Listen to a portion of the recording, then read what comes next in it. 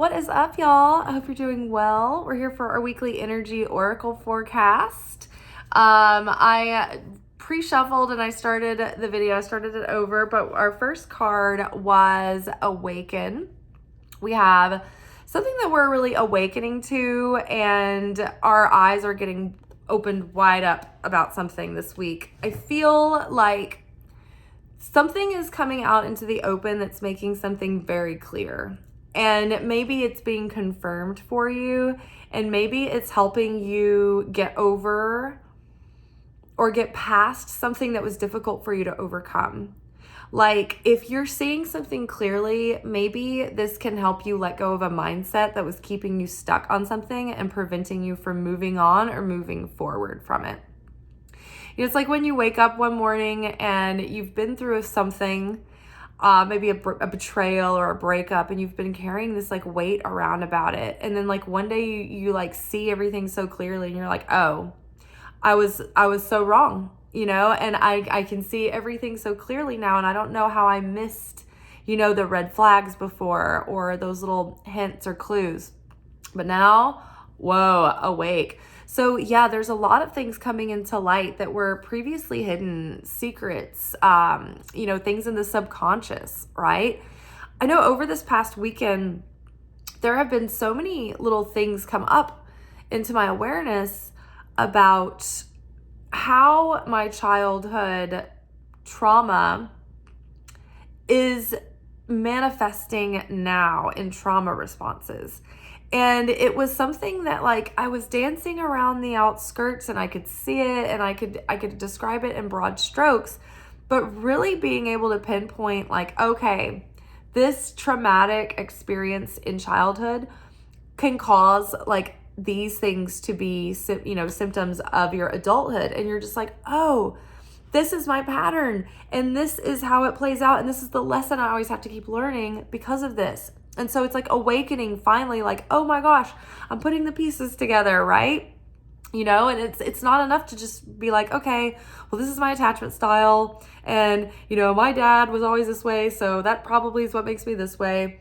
It's like, it's a different level of understanding when you can start unpacking that in more detail and seeing literally like, okay, we've been talking about like the father wound, for instance, giving you, like shiny object syndrome, right? And causing us to be like lack commitment and consistency, right? And so being able to like unpack that, like what does that actually look like in your life, right? Do you mean to do certain routines and things every day for yourself that you neglect, that you don't show up for consistently? Yeah, there's just been like so many things like videos and things that have come up in my feed that have helped me have these big aha moments. So pay attention this week. And, over the next couple of days, there could be really like big revelations coming up about, your unconscious that you that can help you change in major ways. Okay, what else do we need to know? Because it's like, if like for instance, limerence, right? If you are guilty of limerence and you don't know what limerence is, it's like when you have like obsessive thinking about a person and like you project romantic interest onto them and it may not be reciprocated. So it's like chronic unrequited love that people get into when they have that kind of codependency, where they're like trying to keep people at arm's length so they're not letting people in. So they're, kind of obsessing over people who are unavailable, right? Maybe, and if you don't know that limerence is a thing, it's like you might vaguely understand like, yeah, I have this pattern that, I have unrequited love and I need to break that. But knowing how it's linked to like your neurology and knowing what like that it's a trauma response, it helps you it helps gain clarity, and it helps you step away from the emotional pattern that comes along with it, right? Because you may believe your feelings, and your feelings are just part of the trauma response, right? That's why we need to be able to observe our feelings, but also master them so they don't control us.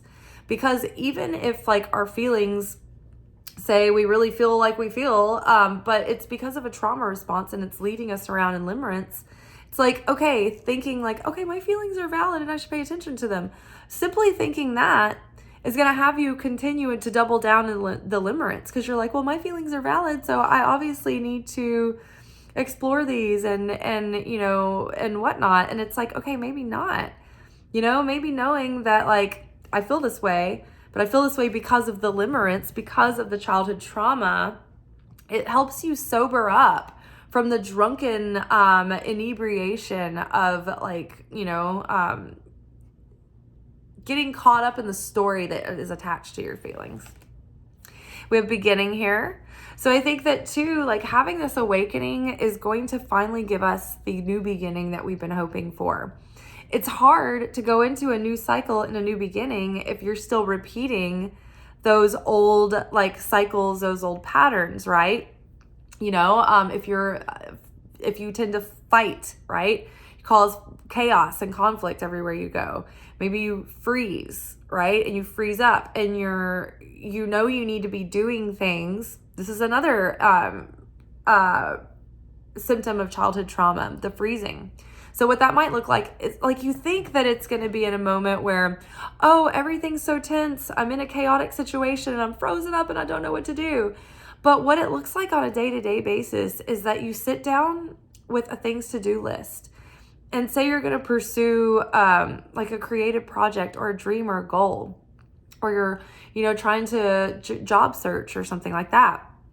And you know the things that you need to get done, and you're sitting there trying to do it and you can't take the steps. It's like you keep going into a trance and you keep getting distracted, and it's taking you hours to do like these small things.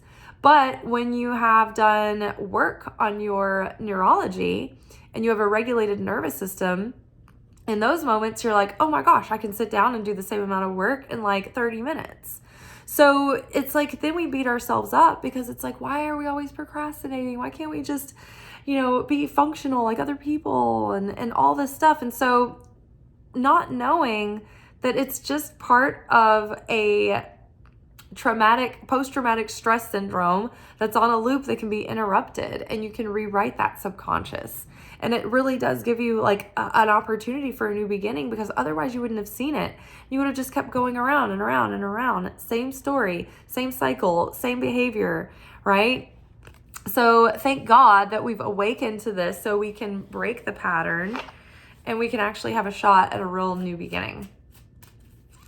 All right, what else do we've got? Ooh, ego. Okay, so, you know, our ego is being exposed to us, right? Probably through triggers this week. The triggers are going to show us the work that needs to be done, wounds that haven't been addressed, right? You know, childhood trauma that led to, you know, like ego defense mechanisms. And it's like the ego during these times in childhood when you're so galvanized, right? You have this emotionally overwhelming situation that you don't have the faculties to deal with and handle. The defense, the ego comes in and it creates defense mechanisms to try to protect you. But what happens is that you're not really threatened the way that your ego feels that you are. So your ego builds defense mechanisms that actually end up holding you back through your life. It prevents you from being successful. It prevents you from having genuine, deep friendships and meaningful relationships. It could cause you to sabotage the relationships that you do have. So be grateful this week for even the uncomfortable feelings that you're feeling, because it's starting to expose the cracks, right? What has your ego been telling you? When is your ego in the driver's seat, right? And pushing that agenda that really isn't in your highest good, that's just spinning your wheels and causing more chaos. The more we can like expose our ego for what it is and begin to be able to adjust and heal that, it's like the rest of the chaos in our life starts to dissipate as well. We can start to make decisions from the heart and from free will, not from patterns and default settings.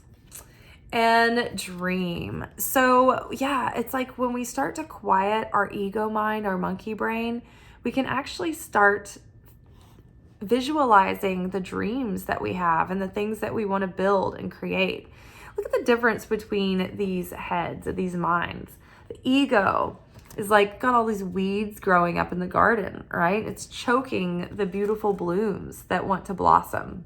And as soon as we weed out all that's taking up all the nutrients and the bandwidth and the energy and the focus, right? And the space in the room, it's choking all this beauty that wants to grow, right? So we get that out of the way, and all of a sudden it's like we're starting to blossom, we're starting to come into bloom, we're starting to come into ourselves. And this new beginning is starting to blossom, and it's beginning to take shape, and we're beginning to see like, oh, okay, I can have a fresh start, and I can go in a new direction, and I can do things differently this time. All right. Well, that is all for tonight. I hope that it's a good week this week. I hope that we're awakening to some of the things that have really been holding us back so that we can finally clean the slate, break these mental habits, break these emotional habits, break these difficult to break default settings that the ego has had us spinning through, these unconscious, defense mechanisms, right? But finally, it's like we're going to have the new start that we've been hoping for, and things can really, really start taking shape. We're really starting to get clear on our dreams and how to get there and the steps we need to take to get there. And, awakening. Sometimes an awakening can be rude. It can be uncomfortable. And likely there will be some uncomfortable feelings this week and uncomfortable moments, but it's things that we need to look at, and we need to see it clearly so that there's no turning away. And we need to see our situation clearly for what it is. We need to see the people in our situations clearly for who they are. And we need to see ourselves clearly for who we are before anything can change. All right, y'all. Well, I hope you have a good rest of your week. I will see y'all tomorrow for our anchor message, where we will get the spiritual lessons we will be working on this week. All right, I'm a sleepy girl. I know you can hear my voice. I'm tired, but I will talk to y'all tomorrow. Ciao.